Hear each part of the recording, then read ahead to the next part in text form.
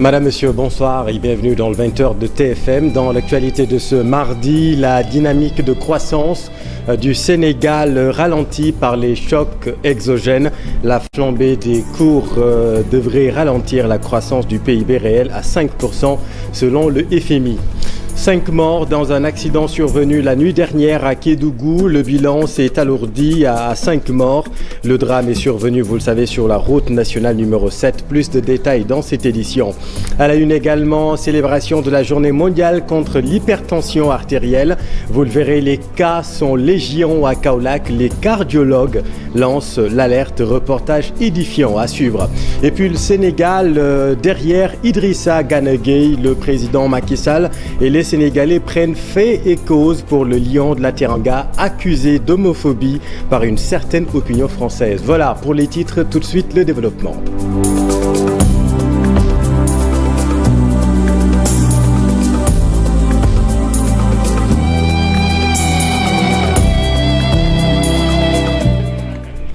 Mais d'abord, nous venons de l'apprendre, la liste départementale de Yewwi Askan Wi pour les élections législatives vient d'être rejetée par la Direction générale des élections. Le mandataire de Yewwi Askan Wi, Déthié Fall, a reçu une notification à cet effet, nous disent nos informations. Nous y reviendrons dans nos prochaines éditions. Économie, la dynamique de croissance du Sénégal ralentie par les chocs exogènes. Selon le FMI, la flambée des cours mondiaux devrait ralentir la croissance du PIB à environ 5%, a déclaré le chef de la mission du Fonds monétaire international à Dakar dans le cadre de la 5e revue du programme économique et financier du Sénégal. Explication Pape Faranig. La guerre en Ukraine et les sanctions infligées par la CEDEAO au Mali ont eu des conséquences sur l'économie sénégalaise avec un déficit budgétaire qui passe de 4,8 à 6,2 du PIB. L'économie sénégalaise a débuté l'année 2022 avec une croissance très dynamique. Cependant, la flambée des cours mondiaux des produits pétroliers et des denrées alimentaires, ainsi que le ralentissement de l'activité économique chez les principaux partenaires commerciaux du Sénégal, en raison de la guerre en Ukraine et des sanctions de la CEDEAO contre le Mali, devrait ralentir la croissance du PIB réel à environ 5% cette année. La situation du groupe La Poste préoccupe aussi le FMI qui demande sa restructuration. Il y a la Poste Finance. Je pense que la Poste Finance, les autorités sont en train de mettre comme une genre de feuille de route afin de voir quel est le meilleur moyen de la restructurer, que ce soit en recapitalisation ou en la transformant une possibilité en une banque. Donc il y a plein de cas de figure que les autorités sont en train de considérer. Mais je suis tout à fait d'accord que c'est une question qu'il faut à tout prix. Et elle fait partie, c'est un des objectifs du programme avec l'FMI, concernant la restructuration de la Poste. Le cash transfert pour aider les familles démunies, l'FMI approuve et appelle les autres pays à copier ce modèle dans ce contexte difficile. Il faut voir comment aider la population vulnérable et avoir ce transfert de cash avec une population ciblée, de façon ciblée. Ça aide les familles vulnérables à pouvoir surmonter la crise. Donc, au contraire, je pense que c'est un bon transfert. Et ça doit être un exemple pour plein d'autres pays dans la région. Le Fonds monétaire international a aussi suggéré au gouvernement d'aller progressivement vers l'élimination des subventions sur l'énergie. Toutefois, il salue la volonté du Sénégal de lutter contre le blanchiment. Lutte contre la fraude et la corruption, les flux illicites via les banques freinent la croissance économique. L'OFNAC et la Banque africaine de développement, à travers la signature d'un partenariat ce matin, unissent leurs forces pour mieux faire face à ces pratiques qui n'encouragent pas l'investissement. La présidente de l'Office national de lutte contre la fraude et la corruption, Seynabou Ndiaye Diakhaté, s'en explique au micro de Mambiram Diouf.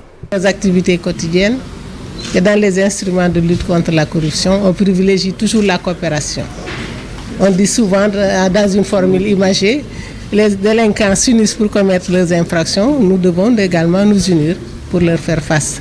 Donc ça entre dans ce cadre et vous savez qu'au niveau de la BOAD, qui a comme devise une banque intègre, sensible et engagée, ça entre éthique et engagée, ça entre dans le cadre de l'éthique, puisqu'il y a une commission au niveau de la banque qui s'occupe de la fraude et de la corruption.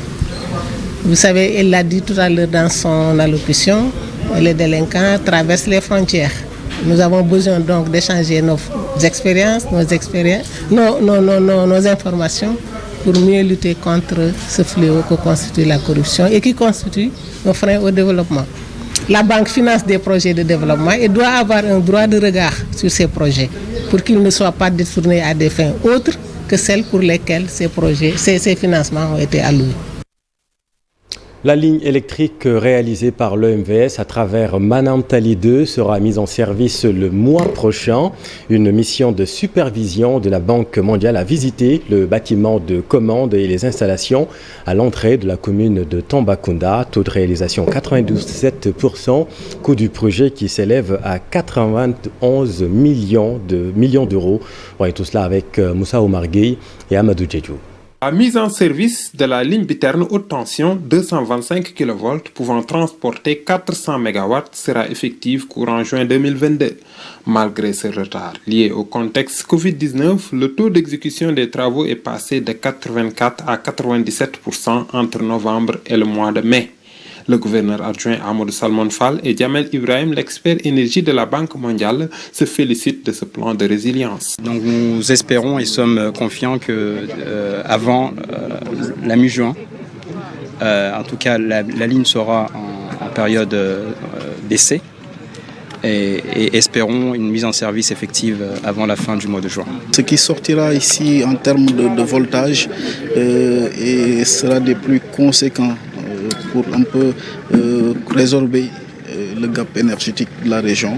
Au-delà de la sous-station mobile 30 MVA d'une capacité de 225 kV et le camion de lavage isolateur des lignes sous tension pour minimiser les temps de coupure, Manantali 2 a réalisé des extensions à Bakel, Matam et à Dagana. Ce poste va être raccordé au réseau OMVG, au réseau Senelec via Kaolack, mais aussi au réseau OMVS. Ce qui donne beaucoup plus de sécurité en termes d'alimentation pour garantir la continuité de service. Des aspects environnementaux et sociaux ont été pris en compte au cours de la réalisation de la ligne Kaitamba. Vous les vivez peut-être à vos dépens, les coupures intempestives de courant refont surface dans certains quartiers de la capitale, phénomène en corrélation avec la montée des températures normales. Les besoins en électricité augmentent en ces temps-là, mais tout de même, les coupures sont déjà éprouvantes pour les ouvriers. Voyez tout cela dans ce reportage réalisé par Marcel Farba-Maroun et Pape Sangonebaye. Nous sommes dans un quartier de Ngor où une frange de la population ressent les effets du délestage. Zone dotée de pas mal de commerces, l'un d'entre eux, géré par cet homme, rencontre des obstacles dans la production au moment où les commandes commencent à devenir fréquentes.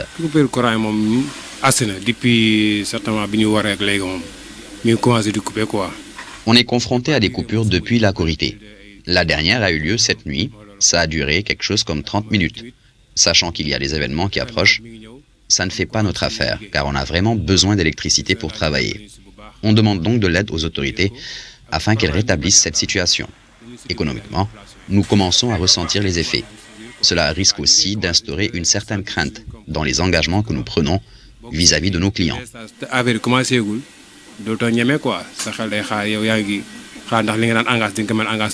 Zone insulaire, la commune de Ngor a la particularité d'attirer donc des touristes. Avec la saison chaude qui s'est déjà installée, difficile d'imaginer des coupures d'électricité. C'est une zone touristique quoi. En ce moment-là, c'est la période de l'été, Ici, c'est une zone touristique. Actuellement, c'est la période chaude. Les gens auront besoin de consommer des produits glacés. Ceux qui travaillent aussi le ressentent, comme les frigoristes par exemple. Et puis, dans certaines maisons, quand le courant manque, l'eau s'ensuit, parce qu'il y a des immeubles où ce sont les pompes qui font monter l'eau.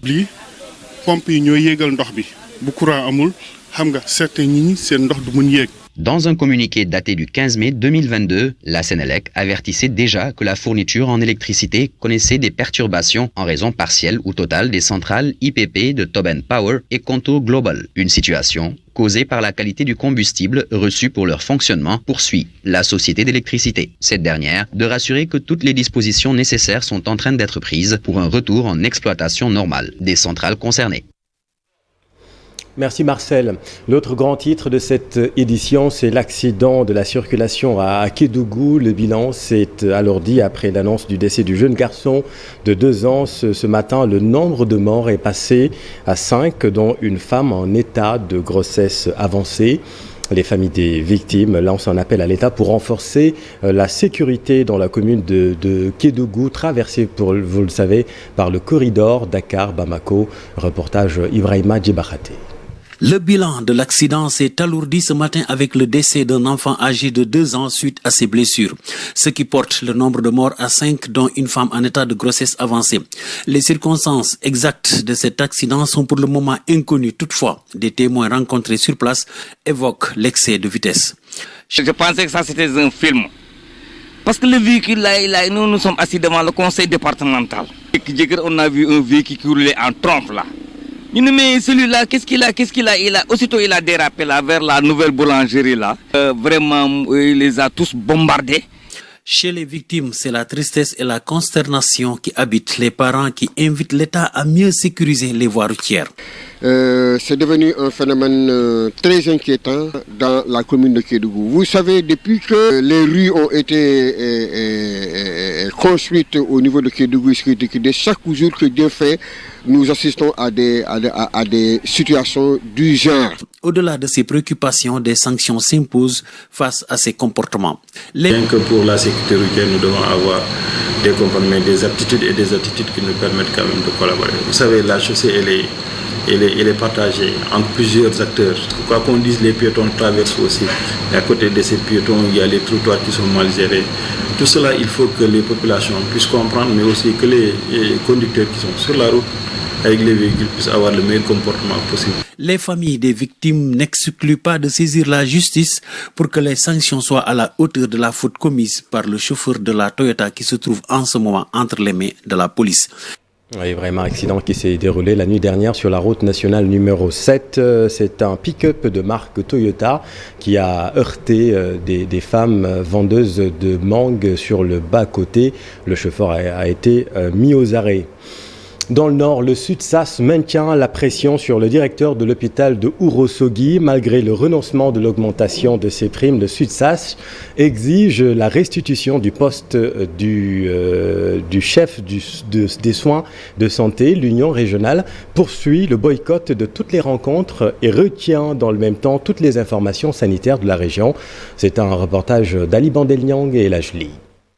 Ils sont venus de tous les départements pour évaluer leur 4e plan d'action. Eux qui saluent le dénouement heureux entre le ministère de la Santé et la coalition And-Gueusseum décident de poursuivre le combat. Malgré le renoncement du directeur à propos de la hausse de sa prime, les syndicalistes du SUTSAS de la région de Matam maintiennent leur mouvement d'humeur. De l'annoncement, mais jusqu'au moment où je vous parle, nous n'avons reçu ou vu aucun document officiel parlant de ce renoncement. La question qui reste, le responsable au niveau local du SUTSAS, qui a été injustement démis de ses fonctions par le directeur, tout simplement parce qu'il n'est pas du même avis que lui dans son projet d'augmenter ses primes personnelles. Le SUTSAS exige qu'il soit remis le plus rapidement possible dans ses fonctions d'antan. Pour rappel, une rétention des informations, de toutes les informations sanitaires, sauf en particulier les cas fortement suspects dans le cadre de la surveillance épidémiologique. Deuxième point, de boycotter en tout cas toutes les réunions, les formations, les séminaires, les supervisions, de boycotter toutes les activités de certains programmes PALU, PEV, VIH et PNT, entre autres. Et à l'issue de cette évaluation, dans nos perspectives, on va discuter et tout ce qui est nécessaire pour en tout cas ramener ce directeur à la raison, nous allons le faire. Comme pour dire que les préoccupations du médecin-chef de la région médicale de Matam qui subit les conséquences de la rétention des données sanitaires sont loin d'être satisfaites. Nous avons joint le directeur du centre hospitalier régional de Ourossogui, mais qui rappelle que le retour du secrétaire général du SUTSAS à son poste de SSI n'est pas à l'ordre du jour. Dr Gueye qui se dit tout de même ouvert au dialogue. Et l'actualité de la santé, c'est la journée mondiale contre l'hypertension artérielle célébrée aujourd'hui. Les cas sont légion dans une région comme Kaolack. Sur 3260 personnes consultées, près de la moitié est atteinte d'hypertension. Les cardiologues tirent la sonnette d'alarme. Voyez tout cela avec Pamba Diao et Faligay. Sur 3260 patients consultés dans l'année 2021, les 2 tiers souffrent de l'hypertension artérielle. Ce cardiologue à l'hôpital régional El Hadji Ibrahim Agnès juge ce taux très élevé. Nous faisons pratiquement tous les mardis et les jeudis une consultation cardiologique. L'année 2021, nous avons vu 3260 patients en consultation durant toute l'année 2021. Et les 2 tiers, dont 2267, sont des patients qui sont hypertendus. Ce nombre s'explique par la teneur en sel du milieu et les habitudes alimentaires dans cette zone agricole. Région du bassin arachidier, ça nous renvoie aussi par rapport au sel. L'hypertension artérielle, il y a des facteurs de risque de la maladie de cette pathologie, à l'occurrence les comportements alimentaires. Et quand on dit les comportements alimentaires, que l'arachide ça découle, c'est de l'huile. Le cholestérol augmente aussi les complications cardiovasculaires associées à l'hypertension artérielle. Avec tous ces facteurs présents dans la région, difficile d'éradiquer cette maladie. Mais d'après le cardiologue, des stratégies sont mises sur place pour un diagnostic rapide de cette maladie. Avant de dire que tel patient est hypertendu, il faut savoir vraiment prendre cette tension artérielle, bien définir que ce malade est vraiment hypertendu. Et si on arrête là, on voit les complications que l'hypertension artérielle peut donner. Donc on a besoin de mesurer ça avec précision afin de pouvoir vivre plus longtemps. Le service de cardiologie de l'hôpital El Hadji Ibrahim Agnès est bien équipé mais ne dispose que de cardiologues. Avec ce nombre élevé de patients, les responsables plaident pour l'arrivée d'autres cardiologues dans le service. Et santé toujours avec ces chiffres inquiétants à Sédhiou. La tuberculose et le paludisme ont augmenté de 10% en 1 an seulement.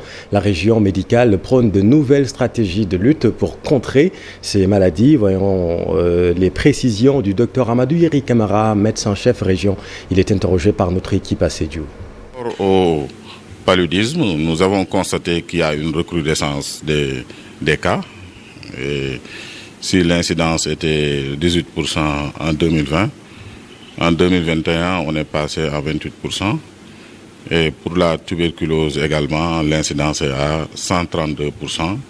Donc le taux de détection, ce qui fait qu'on détecte bien les cas. Mais il faudrait dire que est-ce qu'on a bien estimé le nombre de cas qui existent au niveau de la région. Mais tout compte fait, il y a des stratégies importantes qui sont mises en œuvre pour lutter contre ces maladies.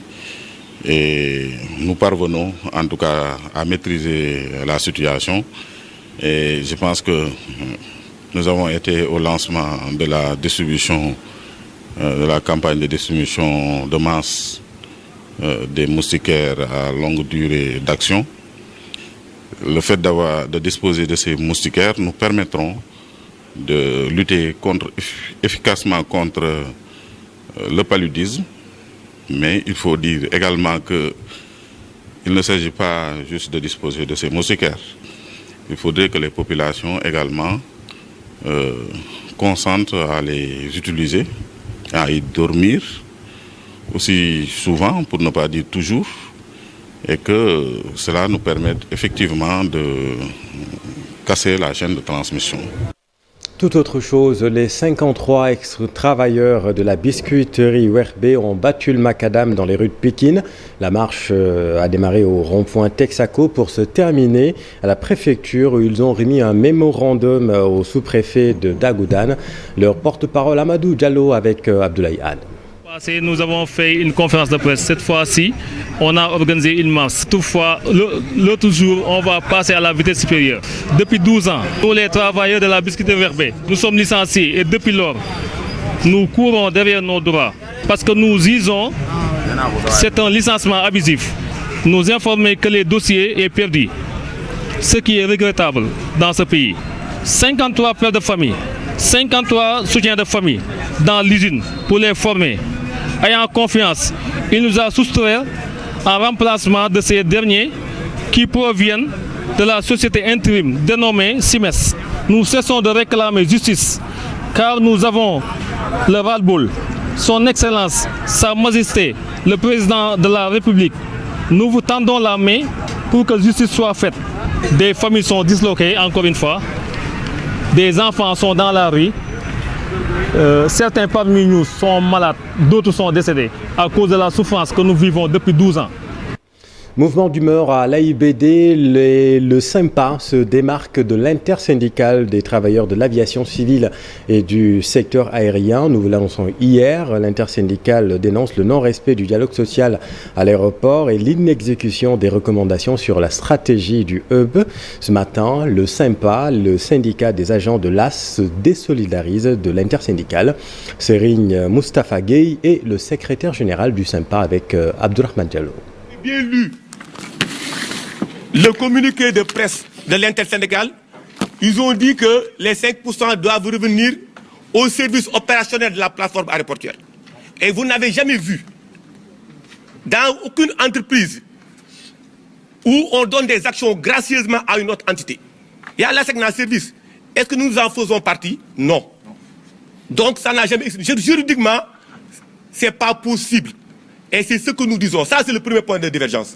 Le deuxième point de divergence, je suis le vice-président de l'intersyndicale. Ils ont fait un diagnostic.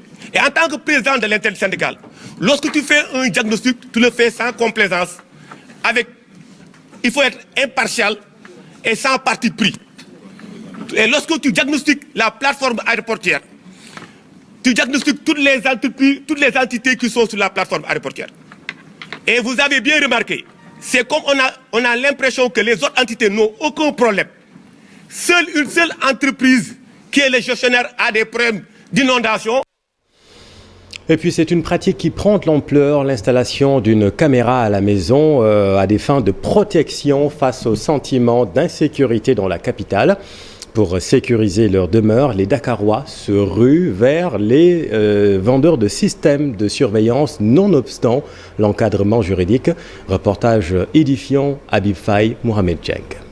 Les cambriolages en vogue au Sénégal, particulièrement dans la capitale, suscitent angoisse et inquiétude chez les victimes. Face à cette situation, certains sont obligés d'installer chez eux des caméras de surveillance à des fins de protection ou de prévention. C'est devenu une mode, ça fait maintenant quasiment partie intégrante de la société, vu qu'à un moment donné, il y a un manque notoire de moyens des autorités pour assurer la sécurité. Une entreprise d'essayer de sécuriser ses biens. Bamba Sissé est ingénieur en informatique. Son quotidien est animé par l'installation de systèmes de surveillance. Ce domaine-là est très développé aujourd'hui au Sénégal parce qu'il y a beaucoup de gens qui sollicitent l'installation du système de surveillance. Bon, parce que ça te permet de te protéger contre les cambriolages et les agressions. Cette pratique, certes louable et justifiée, doit cependant satisfaire aux principes généraux prévus par la loi du 25 janvier 2008 sur les données à caractère personnel lorsque les images enregistrées montrent des personnes identifiées. Installer un système de surveillance et même la personne est obligée de signaler aux visiteurs la présence d'un système de surveillance, que ce soit dans un lieu public, dans un lieu privé. La loi du 25 janvier 2008 qui statue sur la protection des données personnelles. Donc c'est cette loi qui encadre tout et nous suivons cette loi pour pouvoir installer les caméras. Les dispositifs installés chez les particuliers doivent respecter l'obligation de déclaration devant la CDP. Merci Habib. Littérature, un livre consacré à la world music et aux grands musiciens de la scène africaine, à l'instar de Youssou N'Dour. L'auteur Jenny Kattar retrace les moments forts et les péripéties qui ont jalonné la production de son ouvrage. Une cérémonie de dédicace s'est tenue hier. Tout cela avec Aminata Mbaresso et Youssou Baro. Note d'Afrique, un voyage musical avec Youssou N'Dour, une production de l'essayiste Jenny Kattar. Le livre n'est pas uniquement sur Youssou, c'est Youssou qui est le guide pour mon voyage dans la musique africaine. Et c'est là où ça a commencé. Je l'ai connu il y a presque 40 ans, en 84. Quand je suis venue à Dakar avec une équipe de télévision de la BBC, et ils m'ont demandé d'aller chercher le Michael Jackson du coin. Et c'est là où a commencé notre amitié, c'est là où a commencé notre collaboration. Je l'ai accompagné pendant les tournées de Peter Gabriel, je l'ai accompagné pour la conférence de presse de Amnesty International et ainsi de suite. Et je suis venue travailler avec lui pendant 3 ans à Dakar. L'auteur jette un coup d'œil sur la musique africaine de manière générale, une musique des années 60 et 80. C'est un livre qui parle des musiciens de l'Afrique de l'Ouest, des grands orchestres comme Bembeya Jazz, le Halam, Baba Mal, tant de musiciens que vous connaissez.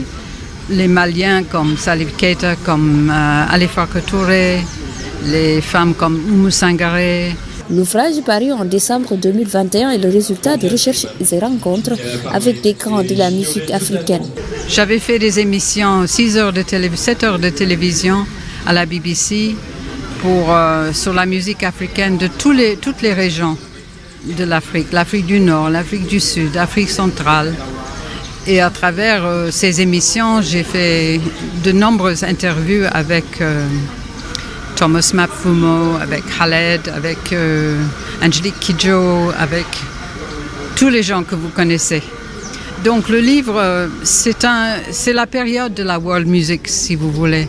Des années après, Jenny Kattar, à travers cet ouvrage, elle donne également son avis sur la pratique de la musique africaine actuellement. Maintenant, les choses ont évolué.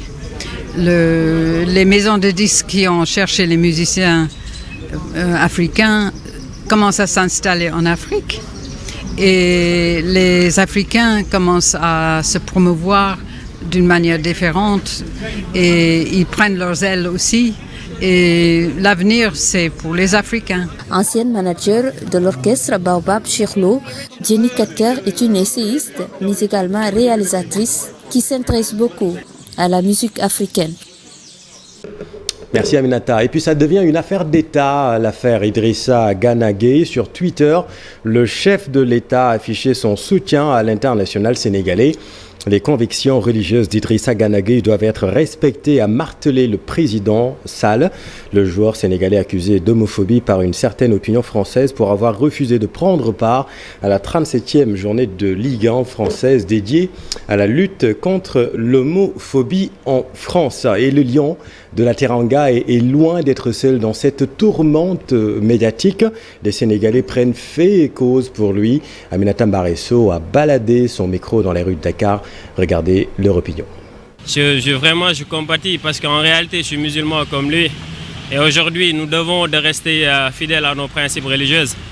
Donc aujourd'hui, si on est musulman sénégalais, on se doit d'être conforme avec les pratiques musulmanes. D'un côté, c'est malheureux. Voilà, parce que du moment où on mélange des choses qui sont extra sportives dans le milieu du football, là, ça devient malheureux. Voilà, maintenant, Gana Gueye, il est sénégalais, il est musulman. Voilà, je pense que, selon moi, ça n'engage que moi. Il a bien fait de ne pas vouloir porter le maillot où c'est floqué le logo du mouvement LGBTQ. Je suis de cœur avec lui parce qu'il s'est comporté en tant qu'un bon musulman. Et c'est ce que tout joueur devrait faire. Parce que moi, ce qu'il a fait, ça m'a beaucoup plu. Il a parfaitement le droit de rester fidèle à ses principes et de ne pas jouer sur les couleurs de la LGBT. il a catégoriquement refusé. Et moi, je suis d'accord avec lui parce que c'est pas normal. Je peux dire que ce n'est pas normal.